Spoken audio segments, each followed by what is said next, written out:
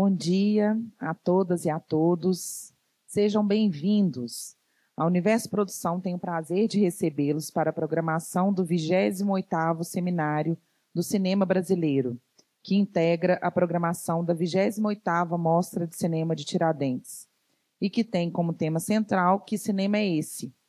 De hoje até o próximo sábado, dia 1º de fevereiro, mais de 160 profissionais estarão no centro de 50 debates e rodas de conversa. Todos os debates serão gravados e os temáticos serão disponibilizados no canal do YouTube da Universo Produção e no podcast da Universo. Convidamos vocês para seguirem nossas redes sociais, @Universo Produção, e usarem a hashtag Mostra Tiradentes.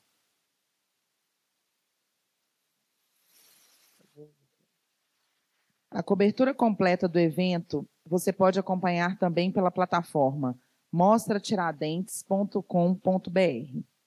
Vamos inaugurar a programação do seminário com a participação dos curadores do evento, que apresentam o tema central desta edição, Que Cinema é Esse? Perspectivas das Curadorias. Convidamos, então, para subir ao palco o coordenador curatorial e programador Francis Wagner dos Reis.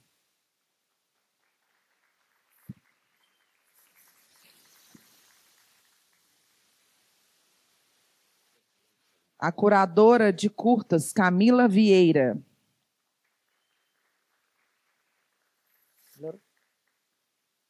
A 28ª Mostra de Cinema de Tiradentes conta com a Lei Federal de Incentivo à Cultura, patrocínio Master Petrobras, patrocínio CBMM, Instituto Cultural Vale, Itaú, Embratur, BB Asset, CSN, Caixa, Engea, Sebrae, Copasa, Governo de Minas Gerais.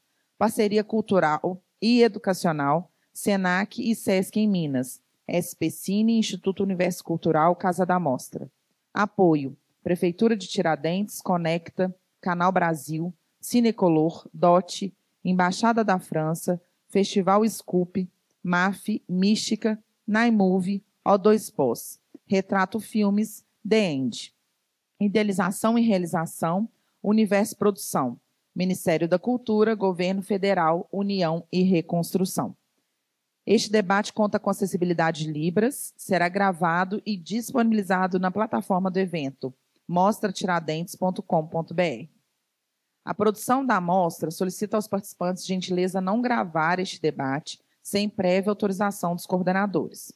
No momento da participação da plateia, para assegurar a qualidade da gravação e identificação dos participantes, pedimos a gentileza de falar ao microfone e se identificar dizendo o nome e o estado de origem para a transcrição das falas posteriormente. Passo, então, agora a palavra para o coordenador curatorial da 28ª Mostra de Cinema de Tiradentes, Francis Wagner dos Reis, que irá fazer a abertura e condução dos trabalhos deste debate. Desejamos a todos um ótimo debate, um excelente dia de programação. Até logo. Obrigado, Juliana. Bom dia. Tudo bem? Gente, eu queria começar. Eu começo primeiro agradecendo os profissionais envolvidos na realização dessa mostra. É muita gente. Isso começa há alguns meses, né? Acho que todo esse trabalho começa há alguns meses anteriores a essa presente mostra. E esse ano é um ano muito especial, porque é um ano que tem algumas mudanças, né? A gente propõe algumas mudanças, e toda mudança dá muito trabalho. Então, agradeço a produção da mostra, né? A equipe de produção e de logística, que faz um trabalho tão cuidadoso. Enfim, a Raquel, a Quintino e a Fernanda, que mais um ano consegue erigir uma mostra com muito trabalho, às vezes alguma dificuldade, porque o dinheiro não está fácil, né, sobretudo nos últimos anos. E essa mostra resistiu, atravessou a pandemia, atravessou o governo anterior e conseguiu resistir.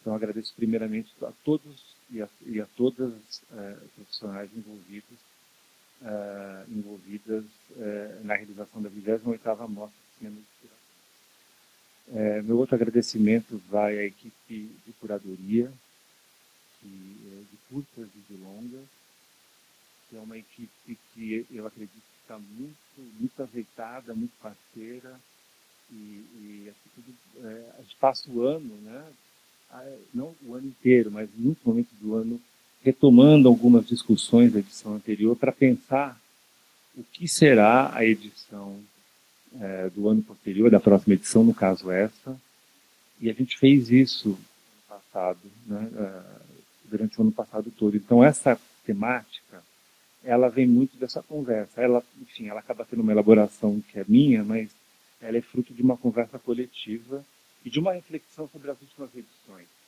sobre o cinema brasileiro, enfim, nesse lastro histórico de alguns anos para cá. Então, a gente nunca está respondendo.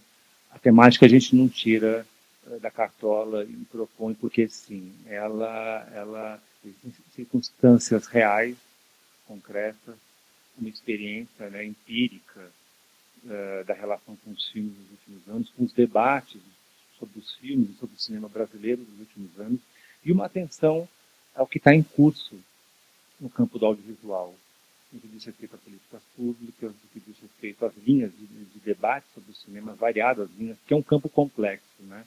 Quando a gente fala de audiovisual, cinema e audiovisual, a gente está falando de um campo. A gente não está falando só da realização de filmes, ou de distribuição, ou né, da experiência espectatorial. A gente está falando de um campo complexo. Né? E é um campo, e digamos assim, que a ideia de um campo do cinema, o campo do audiovisual, é um debate que vem de algumas décadas. Né? Então, a gente está sempre atento a esse debate, né? A longevidade desse debate e aos desafios novos que se impõem no campo do audiovisual. Óbvio que a gente não dá conta de tudo. Nós, da curadoria, a gente faz uma proposta temática, né, estabelece algumas linhas de debate diretamente muito relacionado aos filmes e às práticas. Né? Com muita atenção também à necessidade de uma proposição de um debate crítico que seja fértil e que seja exigente. Então, quando a gente faz um catálogo como esse, por exemplo, esse catálogo aqui, a gente tem uma série de informações sobre o audiovisual do ano, sobre o evento, obviamente. Tem esse caráter institucional, mas não só. Nós temos textos que estão, eu acredito, de um pensamento arriscado, interessante, novo. Cada vez mais esse catálogo, até mesmo em termos de estilo de texto, são textos assim, acho que cada vez mais livres. Eles não têm uma forma acadêmica especialista, são textos de intervenção, estão dialogando diretamente com a gente. Então, esse catálogo, tanto que a gente escreve, quanto que os convidados escrevem, nesse ano, né, os convidados da escrita desse catálogo, desses artigos, é um grupo de debatedores que vai se encarregar, aí tem uma novidade que a gente pode falar depois, dos debates das mostras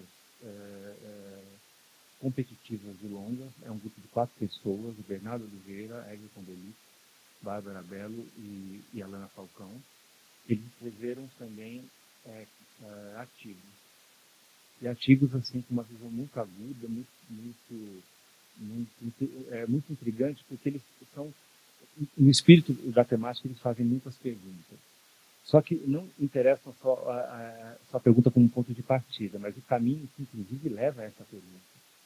E é isso que esses artigos fazem. Né?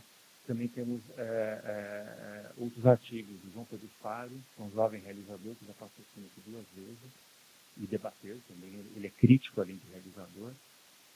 Luna Alcalay, que é uma cineasta veterana, que passa o filme novo dela aqui, é o Tópico de História. E um texto de Júlio Bressani, que é um texto que foi escrito no início dos anos 90, no mais, não sei se esse caderno da Folha existe ainda, no mais, ele fez um texto chamado Experimental no Cinema Nacional. A nossa temática não tem necessariamente a ver com esse texto, mas a gente dialoga com esse texto. O Bressani faz uma genealogia das imagens realizadas no Brasil e que a gente pode chamar historicamente de forma cinema. Né? Ou seja, por que eu falo forma cinema? Porque é o nome que a gente deu a isso que a gente chama de cinema. Né? Outras coisas mudaram muito. Né? Tem alunos, professor, que tem vários alunos aqui, alguns alunos chegam com uma imagem e falam: o que é isso? E mostram uma imagem. Aí eu falo: não sei o que é isso. E às vezes eles querem fazer aquilo. Então, as coisas estão em constante mudança. Né? E o que a gente chama de cinema é uma forma, né, sei lá, para o meu pai e para a minha mãe, os cinemas, eu sei lá, comprar ingresso, passar na catraca e ver um filme. Ou seja, o cinema é um conceito muito amplo. Né? Mas a pergunta que o cinema é esse, não é uma pergunta nova. O Bazin fez essa pergunta, que é o cinema, algo parecido, e teve a malandragem de não responder, e a gente também não está respondendo. Né? A gente não responde. Mas o que interessa, de novo, esse caminho de reflexão sobre isso, porque muitas vezes as pessoas vêm à mostra de cinema de Tiradentes e perguntam: o meu sogro ajudou de modo involuntário a essa temática, porque ele perguntou: às vezes o catálogo de Tiradentes, que cinema que é esse que eu não vejo? Isso é importante, que cinema é esse que eu não vejo? Alguns eu sei quais são, mas a maior parte do cinema eu não sei. Então, tem uma questão aí, histórica no cinema brasileiro, um componente histórico que a gente não vê. Isso de agora. O brasileiro é uma história de filme fantasma. Né? A gente não tem acesso, o filme desapareceu, ou o filme foi queimado, enfim, essa é a história do cinema brasileiro. E a gente tem agora uma infinidade de filmes que não circulam. De novo, é um campo complexo, são várias questões históricas, estruturais, né? Não começaram agora. Né? Então, o debate ele vai em torno disso, mas em torno da experiência do espectador. Que filme que é esse? Isso é filme? Eu acho uma ótima pergunta, se isso é filme. Né? Eu não acho que isso pode parecer depreciativo, e às vezes é. Mas se o filme estimula essa pergunta, acho que a gente tem que pensar. E muitos filmes aqui estimulam essa pergunta. Né?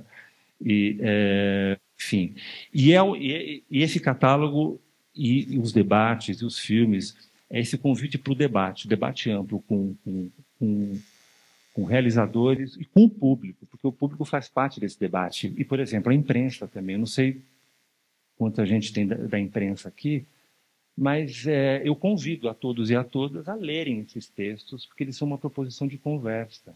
E estarem nos debates, e verem os filmes, e conversar. Então, assim, é uma arena democrática, né?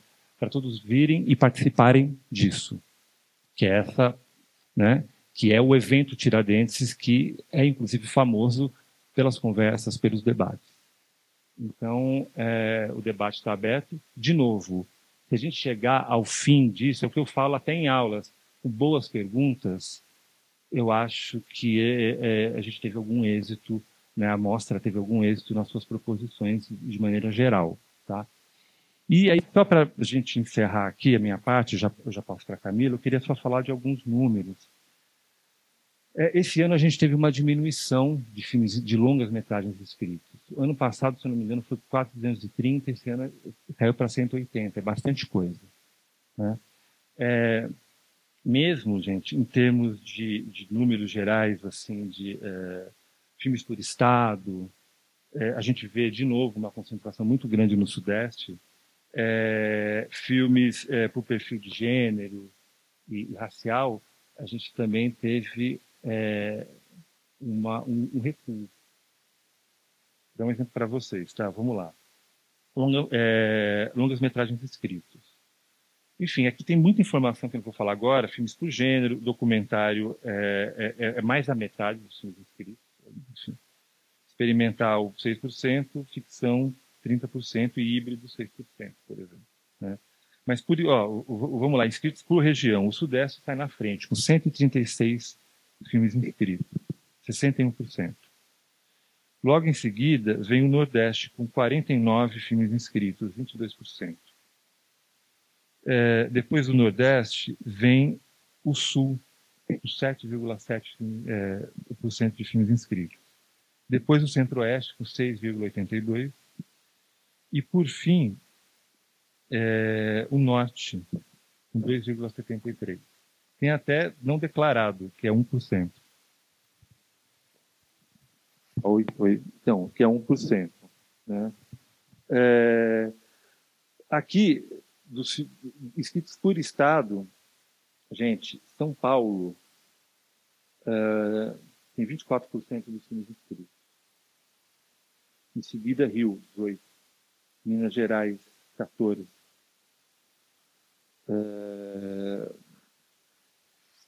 Com 33 filmes inscritos, né? 14%. Rio de Janeiro, 42 filmes inscritos, 18%. São Paulo, 55%, 24%. E aí a gente segue com Bahia, não, desculpa, gente, Pernambuco, com 10, deixa eu ver, peraí, desculpa, 15 filmes inscritos, um pouco mais de 6%. Ceará, 10 filmes inscritos, um pouco mais de 4%. Bahia, 8 filmes inscritos, um pouco mais de 3%. E aí a gente tem Mato Grosso do Sul, com 4 filmes cada, Pará e Paraná. Aí depois com 3 filmes cada, Sergipe e Mato Grosso. Tem também Distrito Federal, que tem 6%. Ou seja, gente, 6 filmes inscritos, 2%. Então, assim, eu recomendo que vocês olhem essa tabela, mas mostra uma concentração no eixo sudeste. Alguns estados que nas últimas 2 décadas, né, conseguiram, por meio de políticas públicas e de outros mecanismos, ou mesmo por iniciativas assim, de coletivos, criar digamos assim, uma tradição contemporânea de realização de filmes, que é Ceará e Pernambuco, por exemplo. Agora, os filmes da região norte, você tem, por exemplo, a Amazonas teve 1 filme inscrito. No Nordeste, Alagoas, 1 filme inscrito. No Norte, Roraima, 1 filme inscrito. Maranhão e Mato Grosso, Maranhão, 2 filmes inscritos. Então, assim, e 2 filmes inscritos, gente, é equivalente a 0,88. Então, assim, eu acho, a gente consegue ver por esses números que o Sudeste mantém, né, a dianteira, e os estados da região Norte cada vez com menos filmes. Às vezes as pessoas perguntam, mas Tiradentes não exibe filme de tal e tal lugar. Gente, às vezes os filmes não existem. Então, eu acho importante, acho que a programação lida com filmes que existem. A gente não inventa filmes. E, óbvio, a gente responde a um perfil da mostra, né? Às vezes tem um filme que é de tal lugar que é um perfil completamente diferente. E devia estar passando, sei lá, na TV a cabo, enfim. Né? Acho que são questões de programação que são muito discutidas. Mas a gente sente falta, né? De novo, a programação não inventa filme. Como também, por exemplo, vamos ver agora as questões de gênero. Homem cis teve 112 filmes inscritos, equivalente a 54,9%. Mulher cis, 53 inscritos, equivalente a 26%. Não declarado, 37, equivalente a 18%. Não binário, 2 inscritos, 1%. Raça e etnia. Branca, 130 inscritos, 63%. Preta, 16 inscritos, 7,77%. Parda, 20 inscritos, 9,71%. Indígena, 2 inscritos, 0,97%. Amarela, 3 inscritos, 1,46%. E não declarado, 35 inscrições, 16%. Então, não declarado aqui, tanto em gênero quanto em raça e etnia, também é um coeficiente muito relevante. Enfim, acho que eu queria só finalizar e falar 2 coisas um pouco da conjuntura, que eu acho que a gente pode pensar em cruzar esses números com algumas questões da conjuntura. Por exemplo,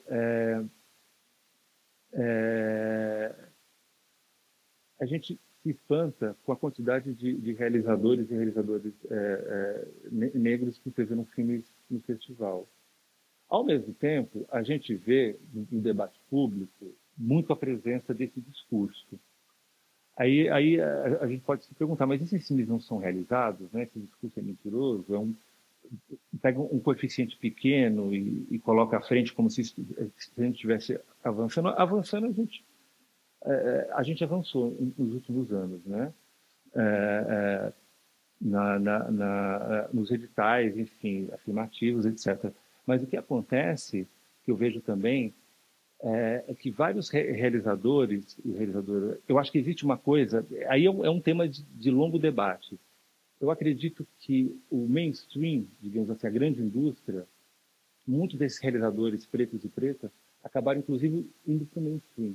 E esse cinema pequeno de Tiradentes, o coeficiente desses realizadores pretos e pretas é bem menor. Aí a gente pergunta, o que se deve isso? É um tema de debate. Por exemplo, quando a gente pega a Praça, que são filmes de grande comunicação, ou de maior comunicabilidade com o público, a nossa praça esse ano ela é quase toda preta. Se não é de realizadores, é de temas, né, em torno das questões afro-brasileiras. Enfim, é um tema de debate, uma coisa que a gente pode conversar, a gente não tem uma conclusão, mas é espantoso, e isso tem a ver também, gente, com políticas públicas. A demanda existe. Paulo Gustavo, agora Aldir Blanc, os editais estaduais, essa demanda existe, e esse debate em torno da reserva de vaga, ele existe também para mulheres também. Aqui a gente vê que o coeficiente ainda é pequeno. Só que a gente se pergunta, aí é uma pergunta que eu faço para vocês, eu não tenho uma resposta, e acho que o fórum vai poder discutir isso com mais propriedade, é o quanto as políticas públicas nesse sentido têm avançado, de verdade, tem tido resultados concretos. E resultados concretos para quê? Por exemplo, dá um exemplo. Você pega, às vezes, a Lei Paulo Gustavo, você tem uma concentração, por exemplo, em São Paulo, em grandes produções. Aí você tem também um coeficiente ali de realizadores pretos de reserva de vaga. Muitas vezes eles estão junto às grandes produtoras. E todo um grande número de realizadores pretos da periferia, que é a maioria, muitas vezes não tem acesso. Ou porque não pontua, ou porque não tem uma produtora que pontua, ou seja, tem questões que são complexas, que eu acho que não dá para nós da curadoria a gente discutir isso com a minúcia que isso precisa. Mas eu acho que há de se questionar o quanto que essas políticas afirmativas elas têm, de fato, avançado. E quais tipos de produção essas políticas públicas contemplam. Se é só uma produção de grandes valores ou se é esse universo continental do cinema brasileiro, de vários modos de produção, muitas vezes minúsculos, pequenos, que precisa ser assistido pelas políticas públicas. É a realização de cinema brasileiro que existe. Né? Ela está sendo feita, ela não vai ser assistida por política pública? Eu não sei, eu acho que a gente tem uma questão aí para pensar, tá bom? Mas é isso. Desculpa, gente, falei bastante, mas acho que era necessário justamente por causa desse ano, essa edição de algumas mudanças, digamos assim, de um tônus novo aqui no debate que a gente vai tentar implicar, de debate a debate, de conversa a conversa. Obrigado.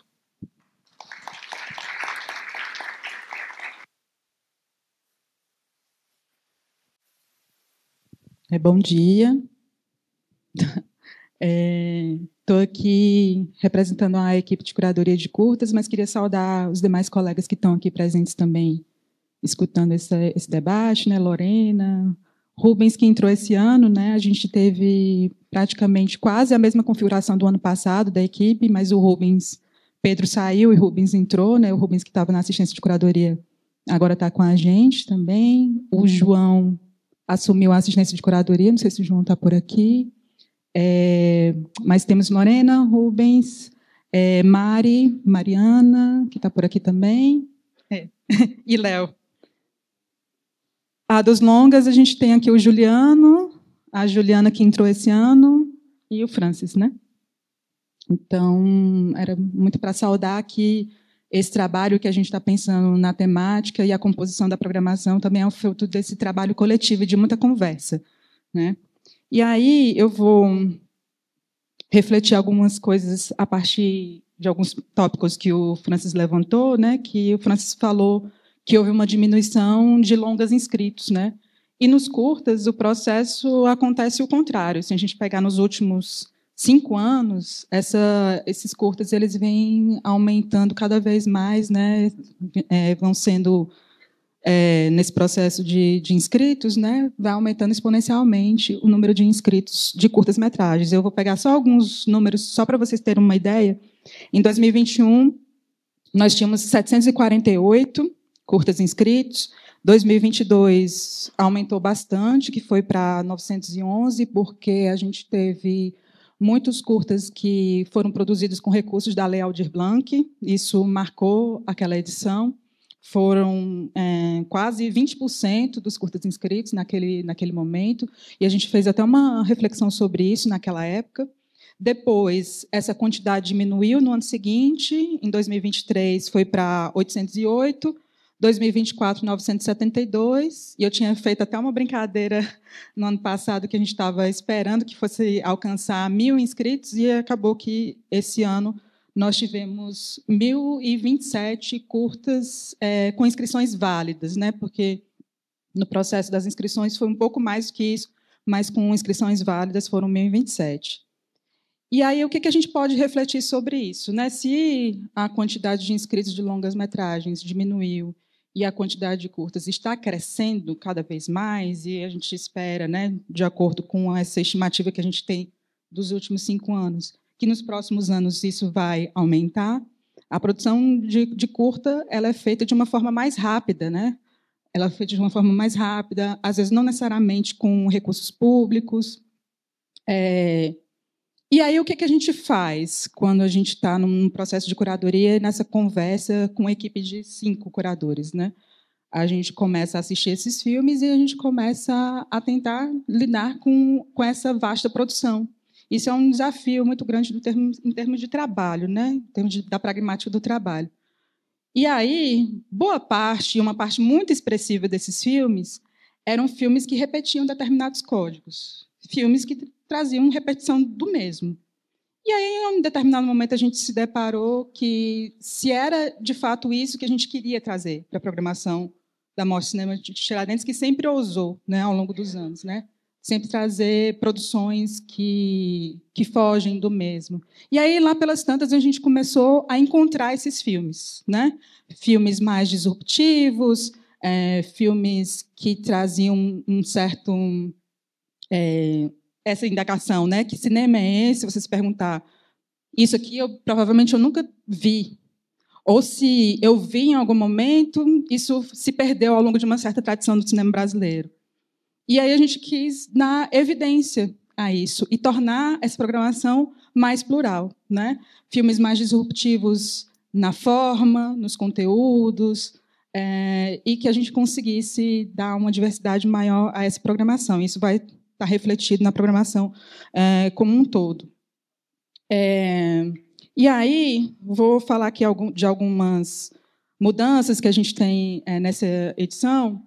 A Mostra Foco, que traz muito dessa pluralidade de olhares, de formas, de pensamento sobre cinema, ela praticamente é formada por filmes inéditos, né? Essa é uma diferença em relação a edições anteriores. A gente está trazendo a Mostra Formação, que se ampliou, né? Nas edições passadas eram só 2 sessões, esse ano a gente está trazendo 3 sessões, e virou Mostra Competitiva. Nós fizemos, ao longo do processo de visionamento, a gente refletiu muito sobre a produção de Minas Gerais, né? Em algum momento, a gente precisou fazer uma reformulação da Mostra Foco Minas e da Mostra Regional, e a gente criou essa mostra chamada Territórios Mineiros, que é uma mistura dessas 2 mostras tradicionais, no sentido de a gente valorizar mais uma produção que vem do interior de Minas Gerais e da região metropolitana, E eu estou falando aqui de interior porque isso ficou muito marcado ao longo do processo de visionamento, que o cinema mais imprevisto que a gente conseguiu observar foi um cinema feito no interior desses estados. E eu estou querendo recuperar aqui, porque a gente teve um aumento também muito significativo dos inscritos por causa dos recursos da Lei Paulo Gustavo, né? Aumentou quase 15%, né, do número de inscritos foram com filmes realizados com recursos da Lei Paulo Gustavo. Da mesma forma como lá em 2022 houve um aumento também de inscritos significativo por causa da Lei Aldir Blanc. E aí isso causa dois fenômenos, né? Um aumento da produção e muitas vezes repetição de códigos, mas ao mesmo tempo traz uma coisa muito interessante, que é você ver um cinema que é feito em outros municípios, né? Aí tem essa coisa da interiorização do cinema. Então, esse ano em particular, a gente viu uma produção muito forte de Assis, né? Interior de São Paulo. Vocês vão ver um dos filmes mais disruptivos que a gente conseguiu ver na programação, se chama Marmita, e está na Foco. Um outro filme de Assis, que se chama Veredas, a gente colocou na Panorama. Então, surgiram muitos filmes de Assis, né, um município que a gente nunca... Eu não sei se existe uma história de cinema em Assis, mas, enfim, era algo que... Desculpa. É forte lá, né? Ótimo, mas assim, em termos de produção cinematográfica era algo que não chegava, assim, pelo menos nos...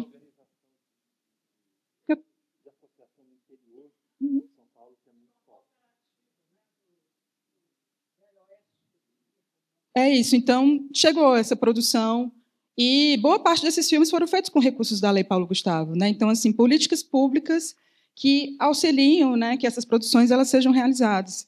Também veio muito forte também cinema de Diadema, e isso já veio nos anos anteriores, né? A gente teve aqui no ano passado o cinema do Thiago Neves, né, com Maçãs no Escuro e o Cerveja no Escuro no ano anterior. A gente tem 2 filmes de Diadema também aqui na programação de curtas, muitos filmes do interior do Rio Grande do Sul. Então, nesse processo de seleção, a gente teve algumas descobertas bem interessantes, né, de cinema feito em outros municípios que não sejam necessariamente da capital.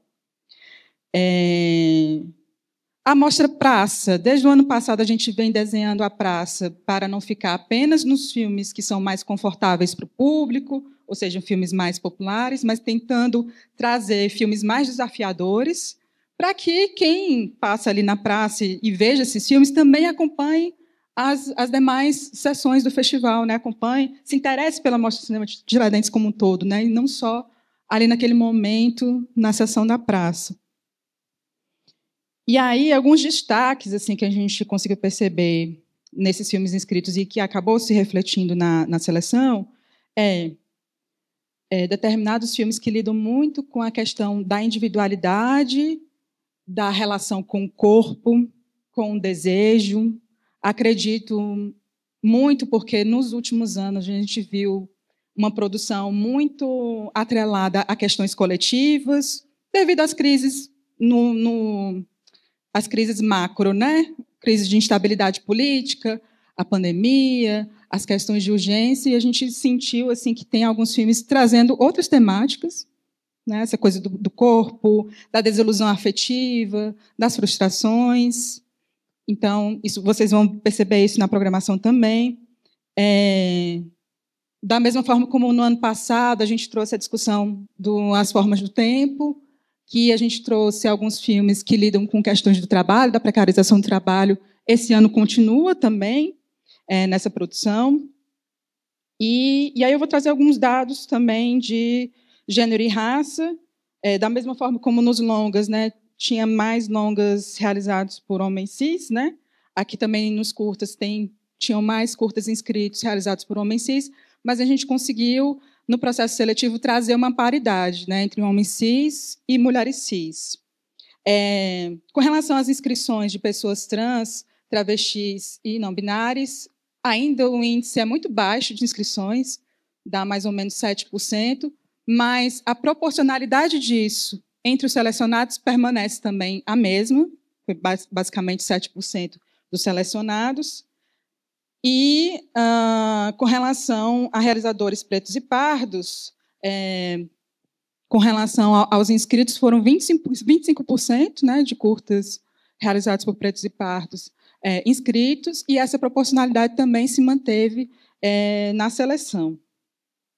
Também a gente ficou bastante atento a uma produção de realizadores indígenas, ainda muito baixa, ali 8,9% dos inscritos, mas isso também se manteve na proporcionalidade para os selecionados, e esses filmes eles estão espalhados, né, em diversas seções da programação, como Panorama, Formação, Praça. Então, vocês vão acompanhar isso na programação. E também, pensando um pouco nesse cinema imediatista, né, que eu expliquei para vocês, muito atrelado ao presente, que a gente ficou observando entre os inscritos, né, que parece que existe um apagamento de uma certa historicidade.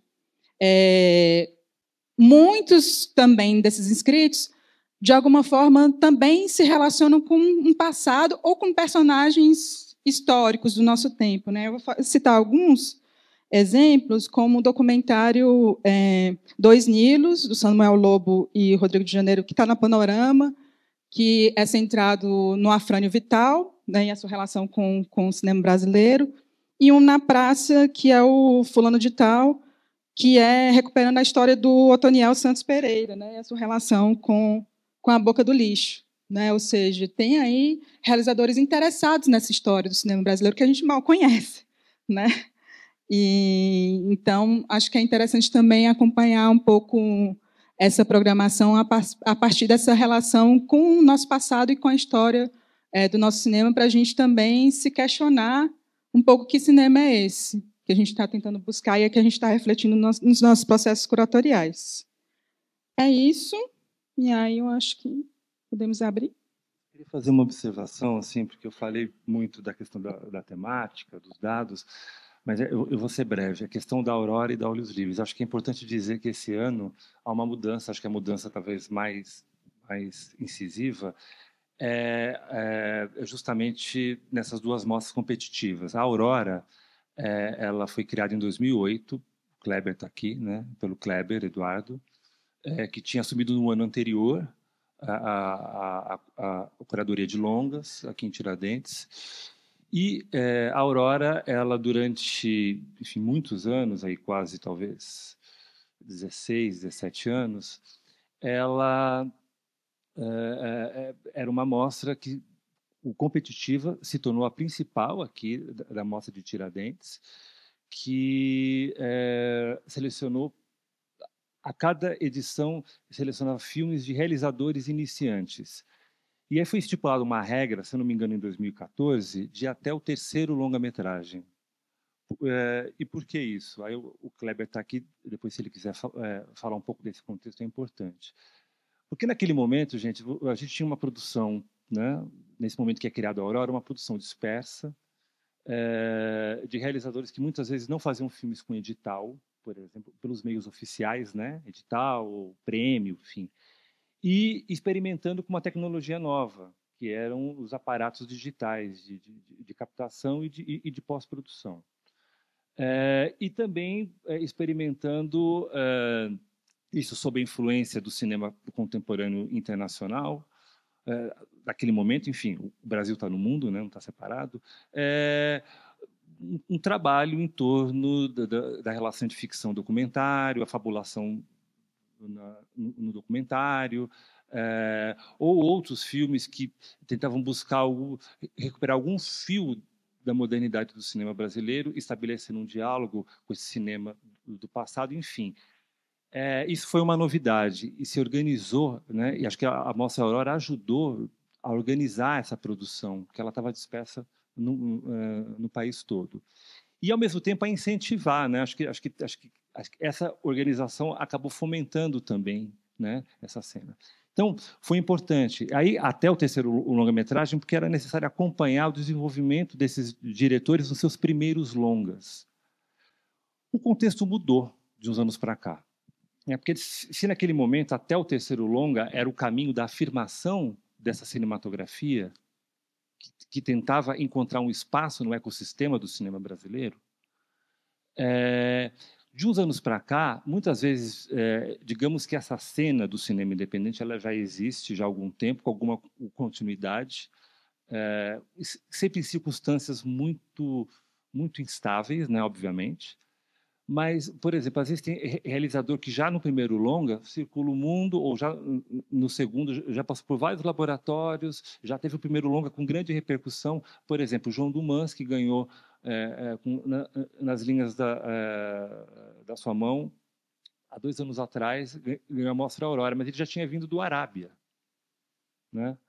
Então, assim, é curioso, porque ele não era necessariamente um realizador emergente, aquele que você não sabe, né, a que vem.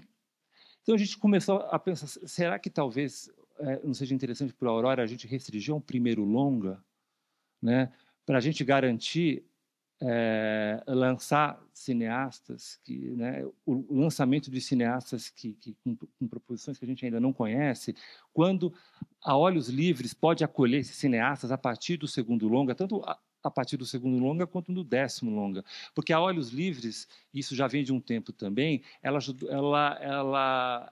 o desenho da Olhos Livres, do conjunto de filmes, nos mostra uma produção independente, uma produção arriscada, que não necessariamente está respondendo a parâmetros, seja de mercado. E quando eu falo mercado, gente, não é mercado de salas, não. É um mercado, muitas vezes, no caso de Tiradentes, do cinema contemporâneo internacional, do circuito de festivais, dos laboratórios. Às vezes são filmes que estão indo por outros caminhos, e com alguma radicalidade poética mesmo. Paula Gaetan, que ganhou, Gregório Garanian e Negro Léo ano passado, né? Ou seja, tem algo aí do espírito daquilo que se formou no Aurora, mas já é uma outra coisa. Então a gente decidiu colocar a mostra Olhos Livres para olhar para esse conjunto de produção bastante vasto de diretores a partir do segundo longa até o, sei lá, 1000º longa, né? Olhar para essa produção na sua complexidade, na sua diversidade imaginativa, inclusive, e colocá-la no horário, digamos assim, no horário nobre, entre aspas, do festival, para ser premiada pelo júri, o chamado júri oficial. E a Aurora restringiu ao primeiro longa, né? Eu acho que a gente dando destaque ao primeiro longa, a gente está dando destaque àquilo que está emergindo naquele momento, e mantém-se a importância do Aurora, mas agora sendo também premiada pelo júri jovem, ou seja, a tentativa, inclusive, de um diálogo geracional, do novo com o novo. E o júri jovem, que nos últimos anos tem feito assim, defesas muito interessantes mesmo, assim, do ponto de vista da elaboração das suas premiações. Então, a gente teve essa mudança esse ano, que é uma mudança significativa, né? Eu só queria falar isso porque eu acredito que dentro da história de Tiradentes, mudar, né, realocar essas mostras em lugares diferentes, com critérios diferentes, é uma mudança bastante significativa e acho que muito importante, né? Enfim, é isso, gente. Agora a gente vai abrir aqui para intervenções, perguntas, comentários, enfim. E a gente vai fazer inscrição. É difícil para a gente, mas vamos lá. Quero que vocês levantem a mão bem alto. Temos a Nina aqui, mais alguém? Luciana, Ricardo. Vamos fazer assim, vamos ficar nesses 3, aí depois eu pego o seu nome. Então, primeiro, vamos fazer blocos de pergunta? Vamos. Então, ó, blocos de pergunta. Primeiro a Nina, depois a Luciana, depois o Ricardo. Ok? Aí depois a gente elabora uma resposta para os 3, aí a próxima rodada, começando com ele aqui embaixo. Se quiser falar, gente, levanta bem, eu não enxergo direito. Esse óculos aqui é para leitura, tá? Então, assim, para não ter problema de eu não ver alguém que está levantando a mão, eu quero que levante a mão bem alto. Então... Bom dia, meu nome é Nina Galindo, eu sou de São Paulo, sou estudante de cinema. A minha pergunta acho que tem um pouco a ver com o que o Francis acabou de falar. Que numa questão de curtas, a gente meio que já tem uma... Eu sinto, assim, talvez seja uma visão um pouco pessimista da minha parte, mas também é bom. Eu sinto que fazendo curtas a gente tem uma perspectiva de que esse curta vai circular por um meio de festivais por ali um ano e pouquinho, e se tudo der certo, né, claro.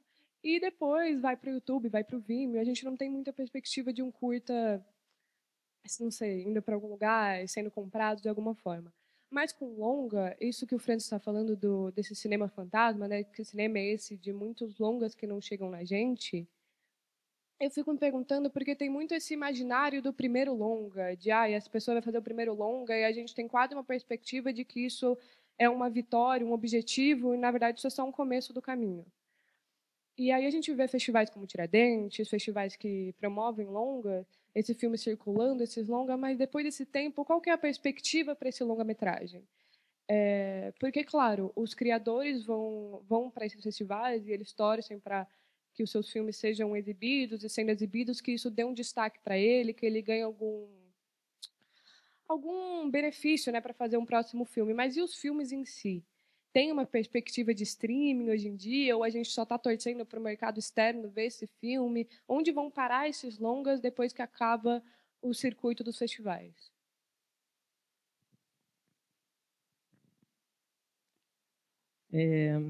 Pergunta complexa, hein? Luciana Rodrigues, São Paulo. Primeira coisa, agradecer muito, né? É um enorme prazer estar aqui na mostra. São Paulo, a gente tem muita possibilidade de mostras, festivais, e às vezes eles dão uma ideia muito diferente do que a Mostra de Tiradentes dá. Eu acho que essa diversidade de Tiradentes é absolutamente essencial. Eu queria dar parabéns para vocês, porque realmente a gente sabe que não é fácil, né? E aí, no não é fácil, eu queria exatamente pegar a questão das políticas públicas, que eu acho que é fundamental, né? Que é uma obsessão minha, talvez. Quando a gente pega os números que a Ancine trabalha, né, e passa principalmente políticas de gênero e raça, a gente vê que, na verdade, a lógica que é apresentada por aqueles números é muito pior do que a lógica que vocês apresentaram. Né? Ela é muito mais excludente. Né? Então, assim, eu trabalho muito com... Eu sou do Instituto Mais Mulheres, Liderança no Audiovisual Brasileiro, e a gente sabe que as mulheres são excluídas de contar as histórias. Você não tem pouquíssimas mulheres diretoras, você tem pouquíssimas mulheres roteiristas, e, na verdade, quando a gente vai falar de mulheres negras e indígenas, então, isso é absolutamente assustador. Então, quando vocês citam a Lei Paulo Gustavo, você nota como é importante, né? Porque eu sempre costumo dizer que política pública não garante que alguém faça filme, mas ela garante que não se faça. A falta dela garante que não se faça, exceto com curta, né? A gente teve a Primavera do Curta, a gente teve Era Collor, que ninguém conseguia fazer longa e o curta-metragem estava lá, né? Mas assim, o que eu queria chamar a atenção é que esses números eles só tendem a piorar se a gente não tiver políticas públicas, e eu acho que está faltando, principalmente de acesso. Né? A gente já teve alguns períodos que tinha editais para realização de roteiro, para iniciantes, a gente já teve períodos de longa BO, e mesmo para quando a gente vê esse número de jovens, a verdade é que, se a gente for olhar, é muito difícil, inclusive, para esses jovens ter acesso aos editais, porque eles são muito difíceis de serem preenchidos. A verdade é essa. Você vai pegar um jovem, uma jovem que está excluído desse processo de formação na área do audiovisual, é praticamente impossível. Então, na verdade, é mais para chamar a atenção de que eu acho que, assim, um momento como esse, a gente realmente precisa sentar e falar: falta política pública. Essa política pública não é o suficiente, principalmente para quem quer fazer esse cinema, que não é o cinema que vai ficar lambendo, desculpa, as bolas dos streamings, que daqui a pouco eles estão matando a gente com uma apertada de botão. Né? Era mais essa manifestação. Obrigada.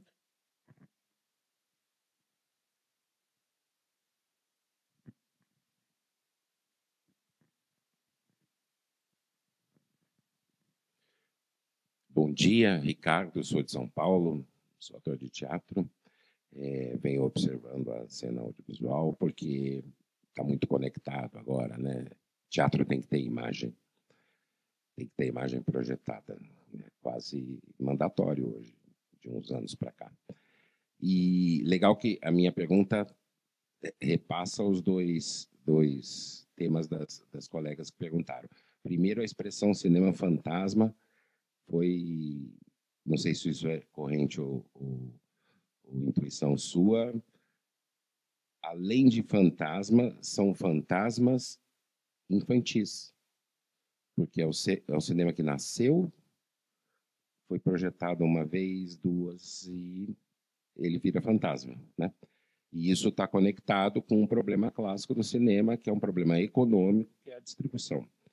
E parece que o streaming, conforme a amiga falou, não vai causar a revolução que o Napster e os streamings de áudio causaram no início do século aí, né? Foi realmente um impacto, né? A indústria fonográfica disse acabamos. Na verdade, ela renasceu e acabou sendo incorporada novamente por estruturas muito grandes, mas ela cresceu muito, né?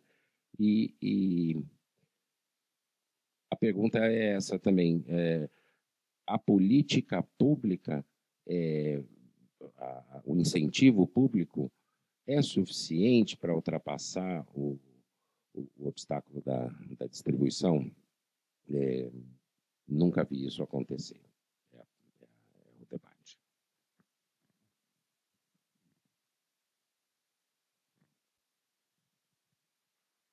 Eu acho que a fala de vocês, de alguma forma, falam dessa importância das políticas públicas para o cinema brasileiro. Eu fiquei pensando na questão da distribuição, né? A gente tem um histórico, assim, de uma forma geral, um histórico de editais muito focados em produção, né? Isso também é uma disputa política, né? Assim, E aí, com a Lei Paulo Gustavo, teve outras categorias da cadeia produtiva do audiovisual que começaram a ser fomentadas, né? Então, teve categorias de distribuição, licenciamento.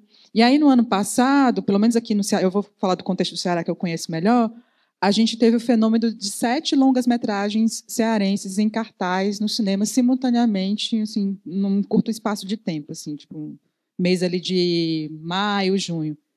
E desses 7 longas-metragens, 4 foram com recursos dessa categoria de distribuição nos editais da Lei Paulo Gustavo lá no Ceará.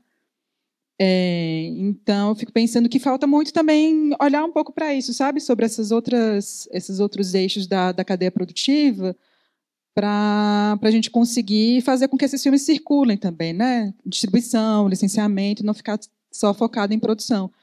Mas, ao mesmo tempo, isso gera uma distorção, porque 7 longas-metragens cearenses estão disputando visibilidade, né, ao mesmo tempo. Né? Você não...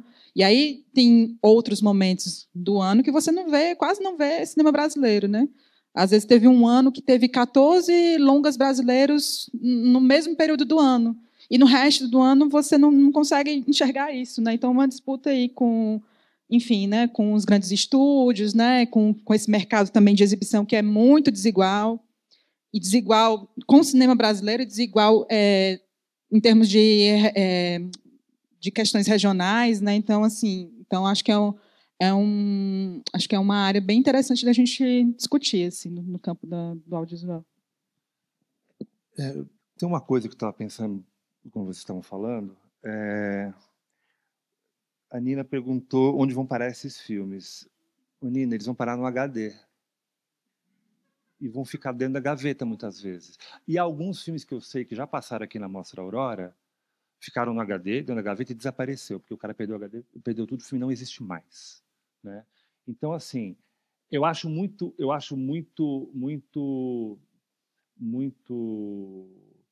trágico quando um filme não existe mais. Eu me lembro quando eu tinha lá meus 22 anos, que eu peguei um catálogo da mostra Júlio Bressani, Cinema Inocente, e alguns filmes tinham um selinho, tido como perdido. E aquilo, para mim, foi um impacto, porque eu lembro que eu tinha lido o livro do Jário Ferreira e eu sonhava em ver esses filmes. Aí estava lá, tido como perdido. Ou algo como perdido definitivamente, eu não sei. Então, tem uma questão aí que ela é ampla, porque ela tem a ver com a distribuição, ela tem a ver com a preservação. Ontem alguém me falou, a Débora Botrus me falou, a preservação não é considerada cinema, porque ninguém leva em consideração. É verdade. Não sei se não é considerado cinema, mas é levado muito pouco em consideração. Então, assim, muitos desses filmes da Mostra Aurora talvez não existam mais. Então, assim, como preservar e como fazer... aí, eu acho que a gente tem também que questionar desse mito do cinema do século XX, que a distribuição é o borderô do filme, quanto ele rendeu na sala de cinema, por exemplo. Isso é falso. Isso é falso porque existem várias maneiras do cinema existir. Lá nos anos 60, naquele texto do Julio Garcia Espinosa, que era Por um Cine Imperfeito, o interessante desse texto é que ele falava do cinema de um outro modo de existência do cinema que não aquele que foi consolidado no século XX na indústria, dentro da Europa burguesa, um outro modo de circulação de filmes, de relação com os filmes, de relação com a estética dos filmes e com a visibilidade e com a circulação desses filmes mesmo. Né? Então, eu fico pensando que, por exemplo, há vários povos indígenas que fazem filme e trocam entre eles, trocam entre aldeias e trocam entre povos, fazem esse intercâmbio. Essa é uma função dessas imagens também. E isso daí é um tipo de êxito que essas imagens têm e que não está contabilizado nessa economia do borderô, por exemplo. Limite, por exemplo, quem viu na época? Talvez ninguém, a gente fala dele até hoje. Né? A gente escreveu um texto, acho que foi até uma elaboração do Juliano, Limite é Mercado, do Juliano Gomes, né? Da nossa equipe. O filme Limite é Mercado, que a gente fala dele até hoje. Então, começar a olhar para essas coisas. Agora, também olhar para o mercado de salas, obviamente, né, da circulação do cinema como indústria, criar postos de emprego, isso é fundamental. Por exemplo, agora, está esse sucesso do filme do Walter Salles. Óbvio que é um sucesso bem-vindo, está enchendo a sala, as pessoas estão indo ver filme, etc. Só que, aí, às vezes, eu vejo algumas matérias que um pouco pensam nisso como um modelo necessário. Gente, esse é não é o único. Correr atrás disso agora, para todo mundo querer fazer um novo ainda isso aqui, é um problema, porque assim, o cinema no Brasil existe de diversas maneiras. Agora, como a gente vai mapear isso e fazer com que alguns desses filmes possam ser vistos, porque os filmes são feitos para ser vistos por alguém. Né? Por exemplo, o Godard, nos anos 70, ele falou assim, meu filme foi visto na sala de cinema por 1.500 pessoas. No enterro, no velório, no funeral, sei lá, do militante tal, tinha 70 mil. O meu público está aí. Por que eles não viram esse filme? Assim, eu não quero um público de 1 milhão de espectadores, mas talvez eu faça para 70 mil pessoas. Mas não chega a 70 mil pessoas. O que faz com que esse filme não chegue? Então, assim, pensar que cada filme, de fato, tem um coeficiente de público, um número de público. Nem todo mundo precisa fazer 4 milhões. Isso é uma fraude. E a gente está ferrado. Se a gente for pensar por esse critério, a gente está ferrado. Porque a gente não tem condição e circunstância para fazer uma porrada de filme que faça 4 milhões de espectadores. Então, é pensar que a diversidade do cinema brasileiro é uma diversidade étnica, de gênero, mas ela também é uma diversidade de produção e uma diversidade que a gente precisa, inclusive, elaborar, uma diversidade expressiva que visa resultados muito distintos. Sei lá, Programadora Brasil, que foi um programa do governo Lula, lá do Lula 1 ou do Lula 2, por exemplo, fez vários DVDs com coletâneas de filmes do cinema brasileiro, da história do cinema brasileiro, e isso circulou nos pontos de cultura, que tinha cineclubes, pontos de cultura no Brasil inteiro. Eu fiz parte de um ponto de cultura em Diadema. A gente tinha oficina de cinema lá desde os anos 80, mas não se fazia muita coisa porque não tinha material. O ponto de cultura equipou com 2 câmeras, 2 ilhas de edição, TV, DVD e a possibilidade de um cineclube na sexta-feira que vinha gente da comunidade e vinha gente do EJA. O Tiago Neves, que passou o filme aqui 2 vezes, ele é fruto desse ponto de cultura. 2 curtas que estão agora na programação dele de Diadema.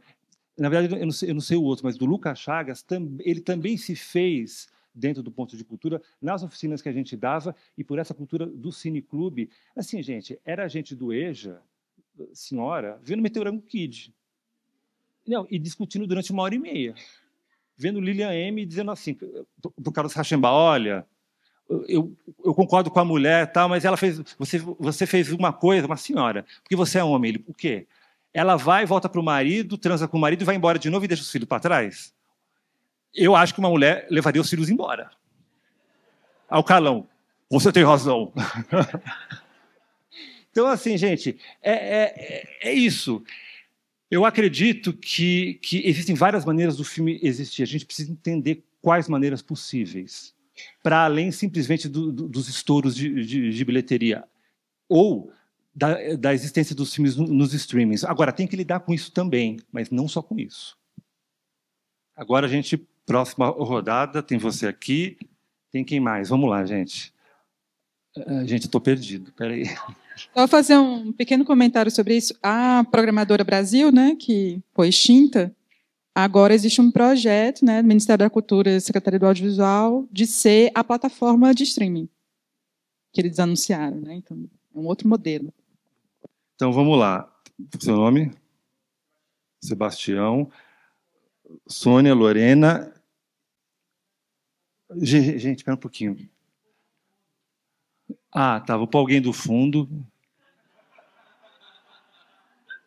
Gente, é muita... Olha, isso nunca aconteceu nos últimos anos, então eu não estava preparado para isso. A gente pergunta, quem? Aí a gente ouve grilo só. Mas agora tem muita gente querendo falar. Vamos assim, então, lá em cima, vai. Paulo. E aí vamos fazer essa rodada e depois eu começo com a Luísa ali, que está com o braço levantado há um tempo. Começou lá. Sou Paulo, sou do ABC Paulista. Eu queria ouvir de vocês um pouco de diálogo com outros festivais. Eu sinto que Tiradentes a curadoria está muito mais interessada em buscar esses filmes também. A gente vai ter mostra vertentes, mostra autorias, e eu não vejo o mesmo dos outros festivais em relação à Aurora, por exemplo. Queria entender um pouco esse movimento hoje. Por exemplo, a gente vai assistir Centro Ilusão, Oeste Outra Vez, filmes que passaram por outros festivais. Eu vejo esse interesse em trazer esses filmes para além de Olhos Livres e Aurora, mas, ao mesmo tempo, Lista de Desejos para Superar e ganhou a Aurora e não foi abraçado por outros festivais por aí, São Paulo, Rio, por exemplo. E me frustra muito assim pensar por que os caras não levam o vencedor da Aurora para ser mais visto, né? Só entender um pouco esse interesse de trazer esses filmes, como que vocês hoje acompanham os outros festivais para propor esse diálogo ou não, e sentir os filmes daqui sendo abraçados ou não por outras praças.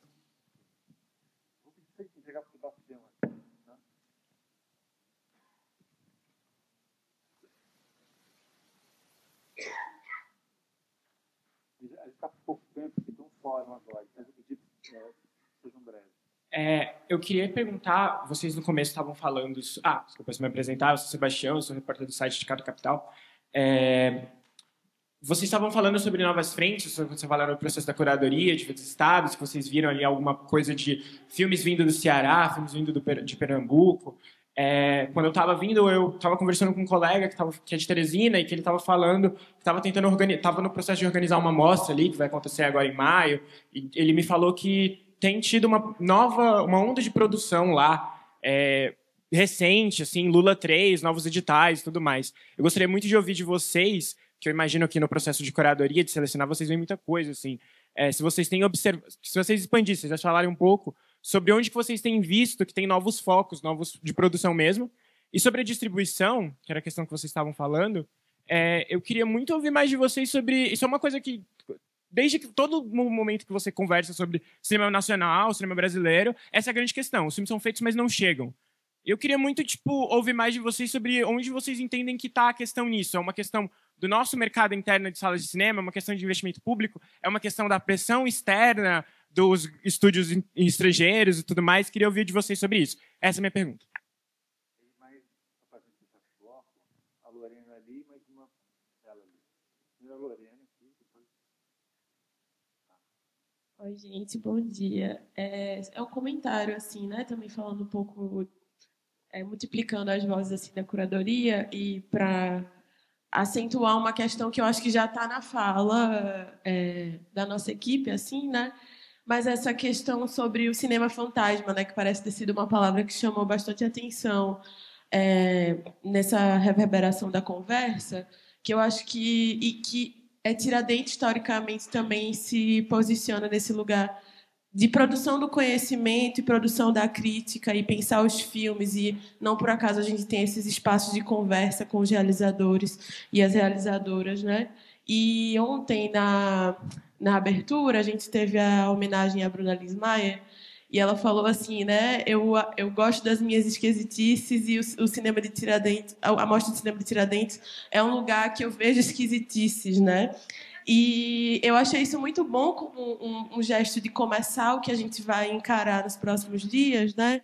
Estou falando aqui muito na experiência enquanto programadora dos curtas, mas também encontrando reverberações nas conversas com a equipe de longas, que eu acho que a gente, muitas vezes, e não por acaso, né? A gente está falando aqui sobre dados, sobre porcentagens, quem se inscreveu, o que fica dessa inscrição, que eu tenho acompanhado desses últimos anos, né, que tenho vindo para a Mostra de Tiradentes, sempre uma pergunta sobre o que falta. É muito a lógica do que falta, né? E a gente muitas vezes não conversa sobre o que está e como está. E eu acho que quando a Bruna traz essa coisa da esquisitice, né, como Tiradentes, esse lugar do esquisito, e eu acho que a gente, enquanto curadoria, se perguntou muito disso e trouxe vocês vão poder acompanhar, né, várias formas de como essa esquisitice ela aparece ou não aparece também. Eu acho que é um convite à conversa e um convite à atividade do debate crítico mesmo, né? E do debate crítico público, que não acontece apenas ali nos corredores, mas que sejam aqui esse espaço de arena de provocação e de disputa, né? Parece que disputar virou uma coisa antiética, né? Quase não desejada, mas uma disputa que seja a partir das ideias e das imagens, assim.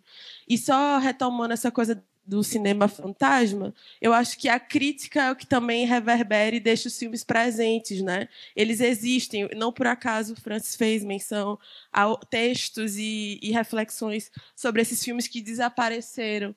Então, eu acho que não se perder disso, né? E não por acaso a gente tem a temática como uma pergunta para reverberar o questionamento, a provocação. Então, eu acho que só para acentuar esse gesto de se perguntar, inclusive a nós enquanto espectadores e espectadoras, assim, é só nesse sentido, encontrando reverberação nas reflexões da gente, que não são afirmações, foram perguntas o tempo inteiro. Se o ano passado a gente colocou lá na discussão da Mostra Foco, né, que a gente queria ir dar panorama, que a gente estava ali programando as diferenças, a gente esse ano está literalmente programando as perguntas. E a gente convida vocês a perguntar com a gente, né, e reverberar essas imagens. Aqui estão.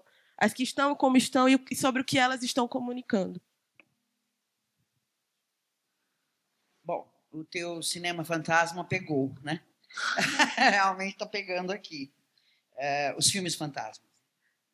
Eu sou Sônia Santana, eu sou presidente do Sindicine, que é o Sindicato dos Trabalhadores Técnicos do Audiovisual. E vindo vocês falando aqui da memória do desaparecimento, me ocorre um detalhe que a gente poderia não perder tudo que se passa, tudo que está aqui dentro, e sim, dentro da preservação, criar a memória dos festivais. E, a partir daí, existia a possibilidade, tanto de exibidores, distribuidores, pensarem, buscarem, independente do festival ter acontecido ou não, ter terminado ou não, buscar ali dentro as memórias do festival, não se perder mais um trabalho feito. Porque eu acredito que para um realizador perder um trabalho é uma coisa muito triste. Então, essa é a contribuição do Sindicine agora. Obrigado.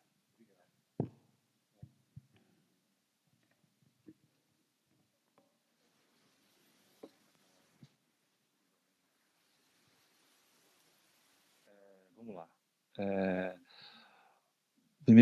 Primeiro lá em cima, Paulo. Olha, eu não saberia dizer essa questão, por que outros festivais não programam.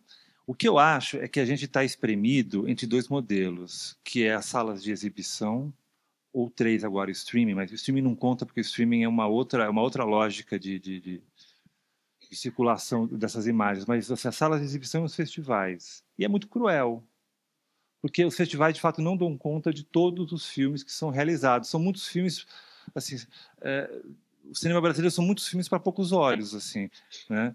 Então, assim, muitas vezes os filmes preferem, os festivais preferem lançar filmes que muitas vezes não são lançados de outra maneira. Alguns festivais, né?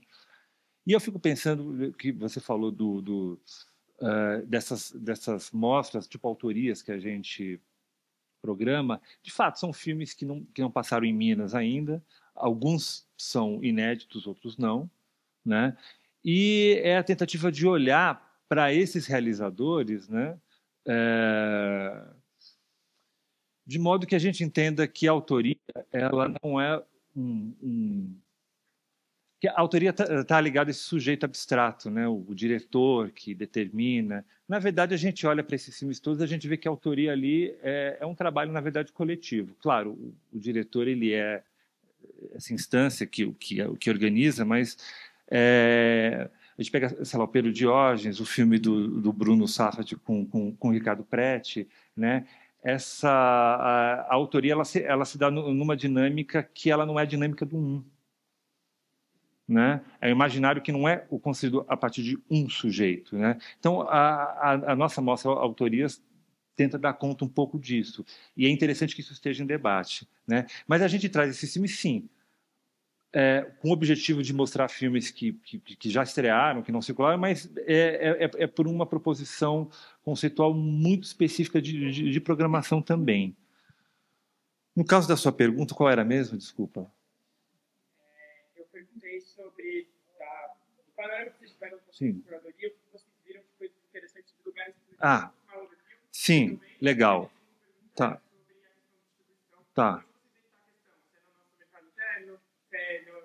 Não, existe uma questão estrutural e histórica, obviamente, um constrangimento histórico, a gente tem problema de distribuição, etc. Só que a gente tem um contexto novo também, tecnológico e de mercado.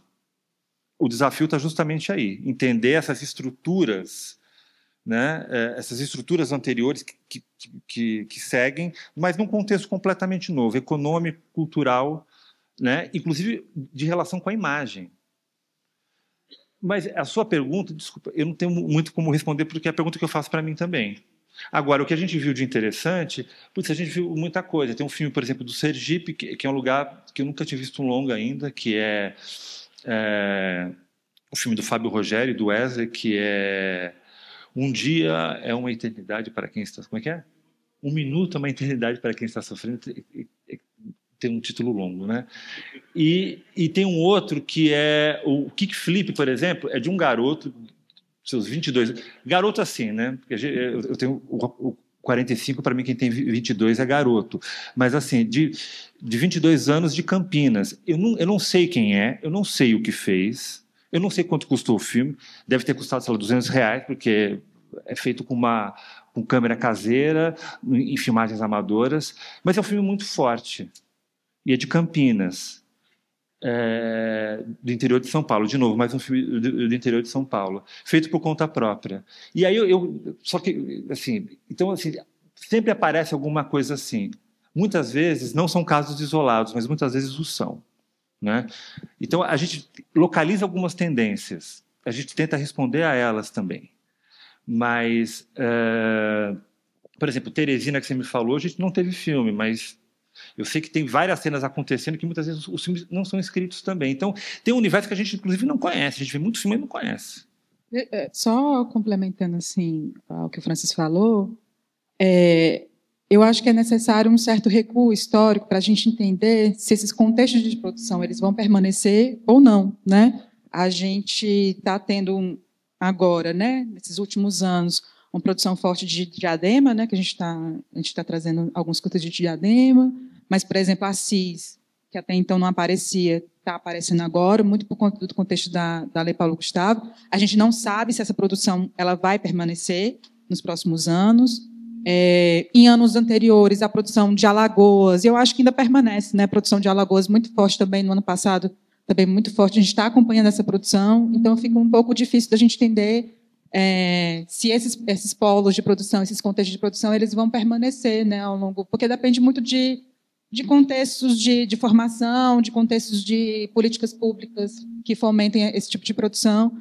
E eu estou lembrando aqui de um realizador muito jovem do interior de São Paulo, Gabriel Vieira de Mello, que está com o filme na Foco, que faz um cinema super interessante, né, que até então a gente não tinha visto, com rigor de mise-en-scène, com uma produção com jovens de lá da própria região e que nos interessou. A princípio, a gente não sabe se o Gabriel vai continuar fazendo esses filmes nos próximos anos, né? Mas é algo que chama a atenção da gente, né? A gente fica atento a esse tipo de... De onde é que ele é, hein, Rubens? Qual o município de São Paulo? Mas é o interior de São Paulo.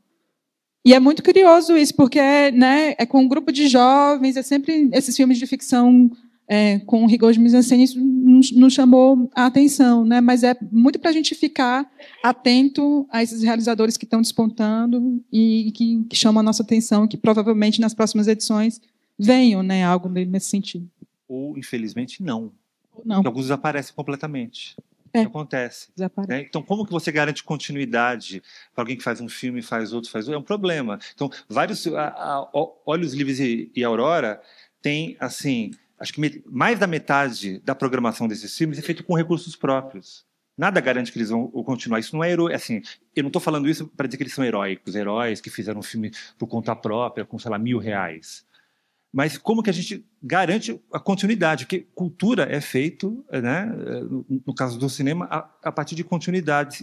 E as nossas são sempre... A gente não tem, porque o cinema brasileiro é uma história de interrupções. Enfim, acho que são alguns elementos para a gente pensar. Gente, eu já recebi uma chamada aqui, a gente vai precisar encerrar. Peço desculpas aos outros perguntadores.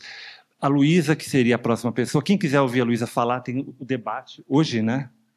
É hoje. E aí, acho que eu adoraria responder a sua pergunta do público. Então, é isso, gente. Venham aos debates, inclusive venham aos debates do fórum, porque esses temas de política pública, o lugar, digamos assim, mais qualificado para responder ou debater isso é o fórum. Tá? Valeu, gente. Obrigado.